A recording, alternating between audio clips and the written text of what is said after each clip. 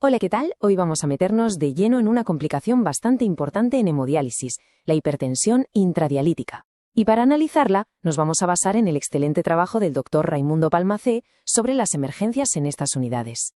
Fijaos en esta cifra, 26,6%. Esta es la prevalencia de la hipertensión intradialítica.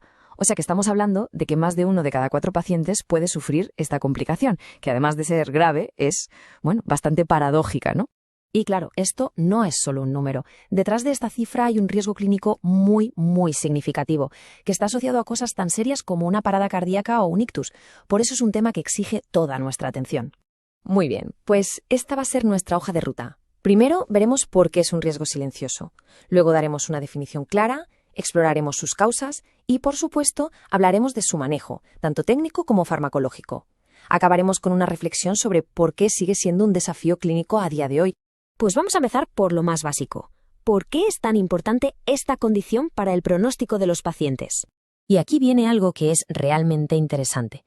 El riesgo de estos eventos cardiovasculares tan graves no depende de la presión arterial que el paciente tenía antes de la diálisis. No, es independiente.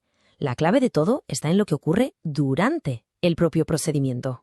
Entonces, si es tan relevante lo que pasa dentro de la sesión, ¿cómo la definimos de una forma clara? ¿Qué es exactamente lo que tenemos que buscar? Pues la definición clínica es bastante precisa y nos da dos criterios muy claros. Por un lado, que la presión arterial sistólica suba 10 milímetros de mercurio o más desde que empieza hasta que acaba la sesión, o, por otro lado, que en algún momento la sistólica llegue a superar los 180. Con que se cumpla uno de los dos, ya podemos hablar de hipertensión intradialítica. Pero ojo, diagnosticarla no es cosa de un día. No se basa en una lectura aislada. Y ya está, es un proceso.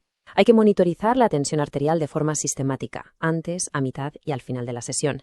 Si se identifica esa subida de más de 10 milímetros de mercurio o ese pico por encima de 170, y sobre todo si este patrón se repite en más de 2 sesiones seguidas, es cuando se confirma el diagnóstico. Y ahora, la pregunta del millón. ¿Qué es lo que provoca que la presión arterial suba, si precisamente lo que estamos intentando es eliminar líquido del cuerpo? Parece que va contra toda lógica, ¿verdad? Pues la principal explicación está en la activación del famoso sistema renina-angiotensina-aldosterona.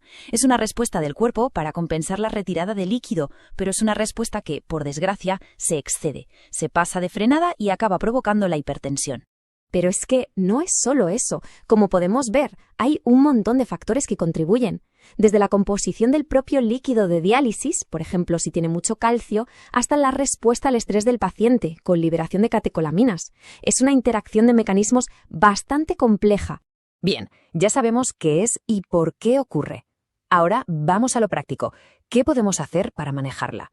Vamos a empezar con los ajustes que podemos hacer en la propia máquina y en el procedimiento de diálisis. Para manejarlo tenemos un enfoque con dos grandes patas. Por un lado, lo que llamamos modificaciones técnicas y por otro, las intervenciones farmacológicas. Estos ajustes son muy directos y prácticos. Por ejemplo, si vemos que la tensión arterial está subiendo, se puede reducir la tasa de ultrafiltración.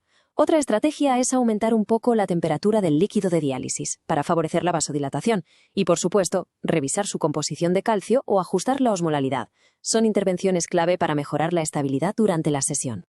Visto esto, pasemos ahora a la otra pata del manejo, las estrategias que se basan en medicamentos.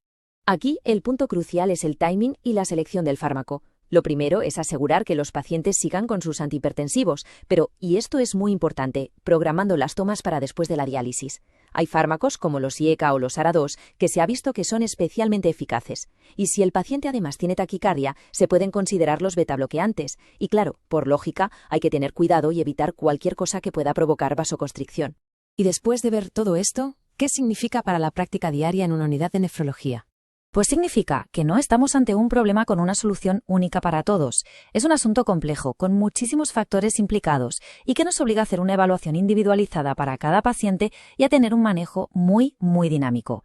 Esto es la auténtica diálisis centrada en el paciente. Y todo esto nos deja con el gran desafío para los profesionales de la salud.